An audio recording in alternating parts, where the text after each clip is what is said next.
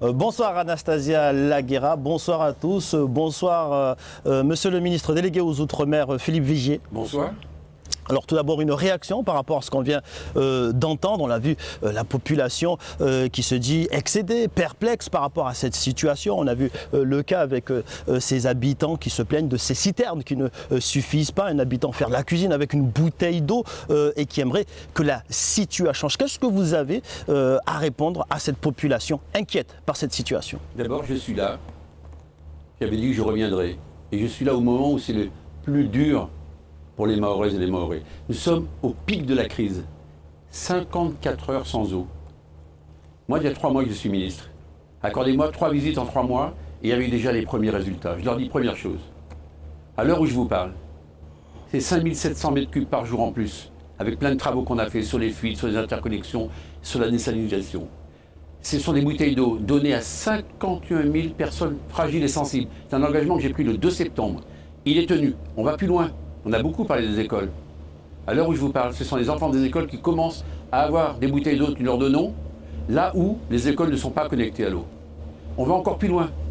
Le 20 novembre, vous voyez, c'est dans 3 semaines, l'ensemble des Mahoraises et des Mahorais, je dis bien l'ensemble des Mahoraises et des Mahorais, aura la possibilité d'avoir des bouteilles d'eau. Et en parallèle, qu'est-ce que vous voulez? Le réchauffement climatique est là, et les ressources en eau sont insuffisantes. On déclenche des forages. Contrairement à ce qui a été dit dans le reportage, je m'inscris en faux. Il y aura bien des usines de désalinisation. Il n'y aura jamais d'eau au robinet des Mahoraises et des Mahorais si on n'arrive pas à désaliniser l'eau de mer. Et on va le faire. Et je vous annonce même quelque chose. C'est que maintenant, j'ai tous les accords administratifs et techniques pour qu'on mette un osmoseur provisoire dans l'année 2024. Mais l'année 2024, j'ai toujours dit la même chose depuis le premier jour. De façon honnête et de façon transparente. Parce que moi, je ne mentirai pas. L'année 2024 restera difficile. Enfin, un mot sur les écoles quand même dans le reportage. Pardonnez-moi, je suis arrivé avec 130 millions d'euros par an. C'est vrai qu'il manque des classes. 800 à 1000, c'est la vérité.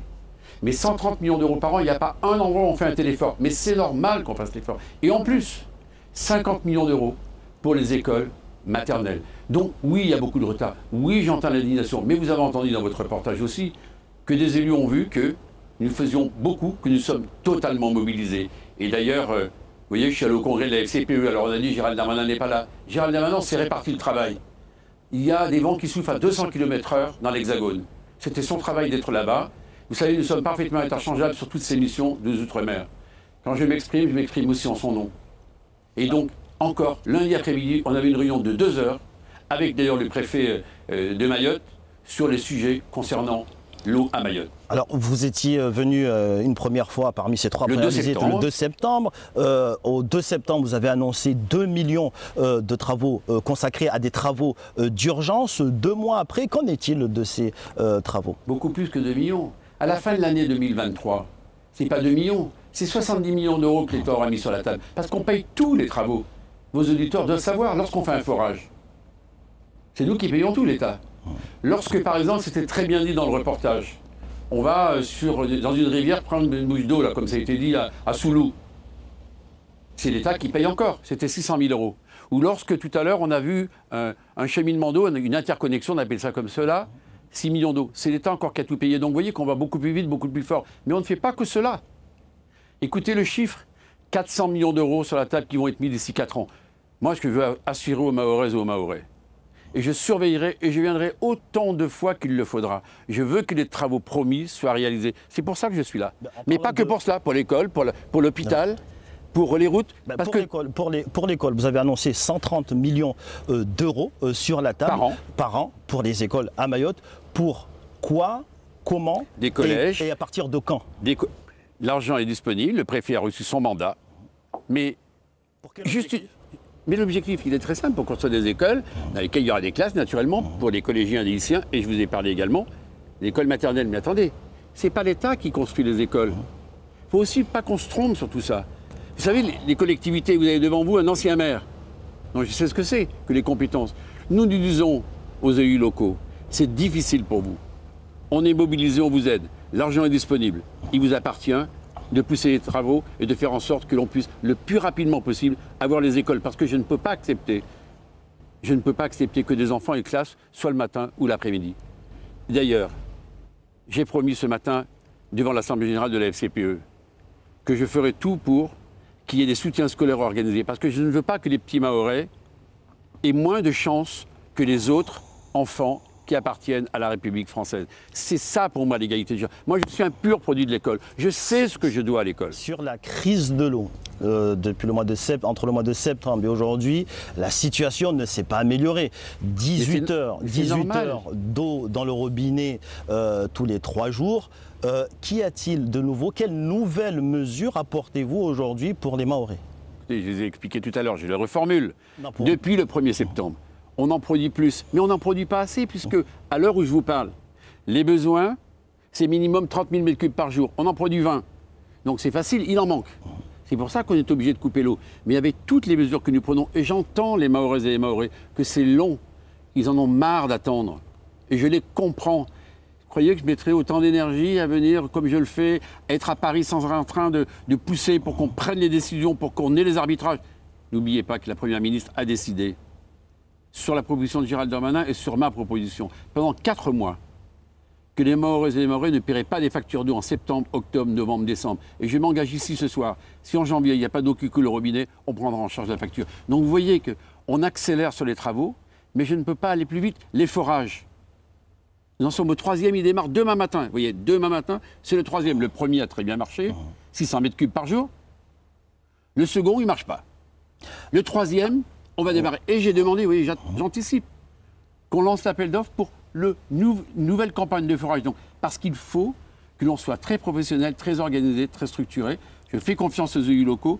Et pas que cela. L'État apporte même des hommes et des femmes des bras. Ils nous ont demandé de l'aide technique et nous apportons au syndicat, au LEMA, cette aide technique. Les 2 retenues collinaires sont quasiment à sec. Absolument. Elles sont annoncées à sec dans 10 jours. Que va-t-il se passer lorsqu'il y aura-t-il plus d'eau dans les robinets? Et s'il n'y a plus d'eau dans les robinets, que va-t-il se passer? Quelles seront les solutions? Quelles sont les mesures s'il n'y a plus d'eau à Mayotte? Je vous réponds. 2 choses déjà. La première, c'est vrai qu'elles seront à sec d'ici 10 ou 15 jours, sauf si il pleut. Mais moi, je ne suis pas Madame Soleil et je ne sais pas s'il va pleuvoir ou pas. Mais je vous annonce officiellement que la fameuse 3e réserve retenue collinaire, vous savez, le serpent de mer dont on parle depuis si longtemps, ça y est. Au mois de septembre, il y avait des doutes. Elle est décidée, on l'a fait. L'enquête publique démarre. Et pour répondre précisément à votre question, avec toutes les dispositions qu'on a prises, tous ces travaux dont j'ai parlé, l'usine, vous voyez, le 25 novembre, c'est dans quelques jours, l'usine de Basse-Terre va augmenter sa capacité de désalinisation. Oui, mais de petite terre, pardon. De désalinisation de l'eau de mer. Donc on a pris des dispositifs complémentaires qui font qu'on n'aura pas à serrer plus encore la vis, c'est déjà suffisant. Écoutez, 54 heures sans eau, ça suffit. Si les 2 retenues collinaires sont à sec, la population continuera à avoir de l'eau? Oui, on continuera à avoir de l'eau parce qu'il n'y a pas que les retenues collinaires pour nous apporter de l'eau. Les rivières, vous voyez, j'ai pris l'exemple de Soulou, j'ai pris l'exemple des forages, j'ai pris l'exemple de l'interconnexion entre Petite Terre et Grande Terre. Donc on renvoie de l'eau de l'un à l'autre. Eh bien oui, parce qu'on n'est pas resté les bras croisés, on a fait tout ce travail. Mais une fois de plus, je vous le dis avec beaucoup de gravité, vous ne me ferez jamais dire qu'en 2024, la situation sera normale. Ceux qui vous disent ça vous mentent. Je ne serai pas de ceux-là. En revanche, l'osmoseur provisoire, il faut absolument le mettre en place au printemps prochain. Et en parallèle, et je vous annonce, vous voyez, je suis venu chez vous ce soir pour vous dire ça, que sur le grand osmoseur qu'on doit mettre à Ironie Bay, on a des candidatures, on va analyser les offres dans les toutes prochaines semaines et on va lancer les travaux en 2024 pour être opérationnel en mars 2025. Vous voyez qu'on n'est pas resté immobile et tout est lié.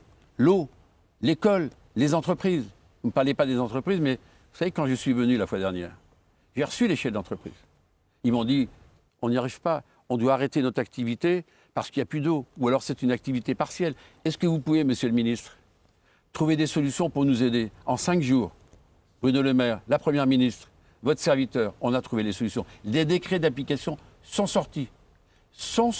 Mais malheureusement, vous voyez, je profite de votre antenne, qu'ils utilisent les dispositifs que nous avons mis en place. Il n'y en a que 12 entreprises qui se sont manifestées. Et je sais que certaines entreprises ont des dettes fiscales et sociales. J'ai donné des consignes très strictes, très fermes, pour qu'on regarde au cas par cas pour les accompagner et les aider. Je ne laisserai pas tomber les entreprises de Mayotte.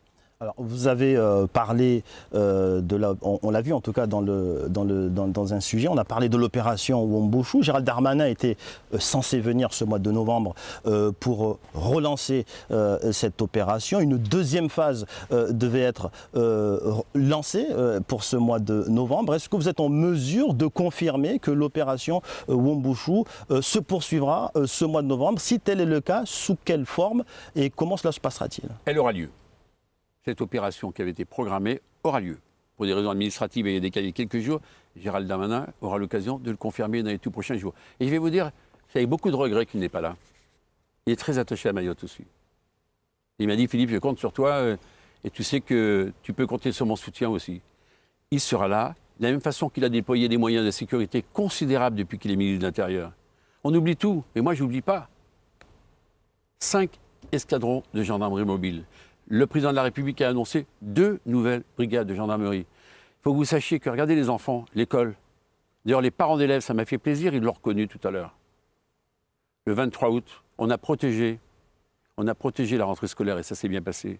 Pour les vacances de Toussaint, on a protégé les choses et ça s'est bien passé. Et mieux encore, les parents, avec eux, et les forces de gendarmerie et les forces de police, on sécurise la sortie des établissements parce que tout ne peut pas être fait par l'État. Tout doit être fait aussi avec les élus locaux, avec le monde associatif et avec les parents d'élèves. Et ce matin, ça m'a fait plaisir de voir combien ils étaient réceptifs et ils étaient prêts à travailler avec nous parce que c'est normal, il s'agit de leurs enfants. Vous voyez, ils ne sont pas démissionnaires comme certains le disent, pas du tout. Ils sont très actifs et franchement, pour nous, c'est un grand soutien. Un tout dernier point, Monsieur le Ministre, la santé, le centre hospitalier de Mayotte est un véritable désert médical. On manque de médecins, on manque de sages-femmes, d'infirmiers spécialisés. Quelle solution, quelles mesures pour pallier ce manque d'effectifs? 3 questions, 3 sujets. Premier sujet, le président de la République s'est engagé sur la construction d'un nouveau centre hospitalier. J'ai pris ma plume il y a quelques jours à mon collègue Aurélien Rousseau, ministre de la Santé, pour qu'on puisse avoir quelqu'un qui préfigure l'établissement pour discuter avec les personnels, pour savoir quel hôpital on va bâtir. On va le faire. C'est un engagement du président et sera tenu. La deuxième chose, on a un problème d'attractivité, attractivité des carrières, pour faire venir des médecins, des infirmières, mais pas que cela, des fonctionnaires dans d'autres services, des policiers, des gendarmes, bref. Là, je sais que ces fonctionnaires sont moins payés à Mayotte qu'ils ne le sont à La Réunion. J'ai entendu ce message. Je reçois d'ailleurs les délégations demain. Et j'irai défendre leur cause à Paris. C'est injuste. Je le dis avec beaucoup de gravité. Ce qu'on leur fait est injuste. Et troisième chose, c'est vrai qu'on manque de personnel. Eh bien, vous voyez, à plusieurs reprises, et vous connaissez mon métier de biologiste, je suis intervenu auprès de la réserve sanitaire. Donc des hommes et des femmes qui viennent de l'Hexagone aider. Il y en a 47 qui arrivent là. Je crois que c'est la 11e campagne où il y a des personnels, professionnels de santé qui viennent donner un coup de main. Parce que j'ai vu les personnels la fois dernière. J'ai vu qu'ils étaient fatigués. J'ai vu aussi le droit de retrait parce que certains avaient été caillassés. Et là, j'ai remercié le préfet. J'ai remercié les forces de sécurité. Je les ai vus ce matin. De protéger les personnels soignants. On n'a pas le droit, je le dis à tous ces délinquants, on n'a pas le droit de toucher aux personnels soignants qui sont là justement pour vous soigner, pour vous protéger. On ne peut pas laisser passer ça. Donc mon engagement est total, que ce soit la santé, que ce soit l'école, que ce soit l'eau, Mayotte le vaut bien, je serai toujours là. Monsieur le ministre Philippe Vigier, merci d'avoir accepté de répondre à nos questions ce soir. Merci. Merci beaucoup Papineau Zaïdani.